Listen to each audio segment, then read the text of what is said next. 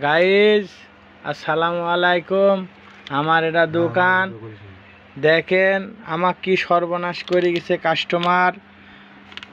আমি এখন আর দোকান মাল কেনার জন্য টাকা পাচ্ছি না। দেখেন প্রাণ ঝালমুড়ি খায়া গেছে।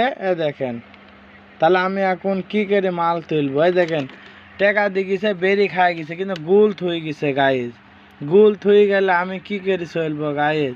গাইজ পটেটো বিক্রি করবো, পটেটোটাও এন্দুরে কাইটে ফেলাইছে।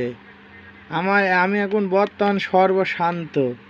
আমার এখন আর কিডনি বেচা ছাড়া আর উপায় নাই। গাইজ 10 টাকার মিল্ক দুধ, যে দুধের কথা না বললেই না, তাও এন্দুরে খাই লিছে। কি করব বলেন? এখন আমি কি করে চলবো? গাইজ মিল্ক দুধটাও খাই লিছে, কি করব বলেন? স্পিরিটটা বেসবো, দেখেন স্পিরিটাই দেখেন। গাইজ দেখেন, এই দেখেন টিপ বসছে, মানে আমাকে সর্বশান্ত করে ফেলাইছে সব। গাইজ আমি কি করে চলবো? হে টুফিলি আমাকে বলে দাও, না ছাড়াতে আমি শেষ হইয়া যামু। গাইজ বেরিও তো ফুরি গেল।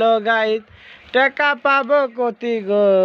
গাইজ সবাইটা ভিডিওটা শেয়ার করে দিন গাইজ।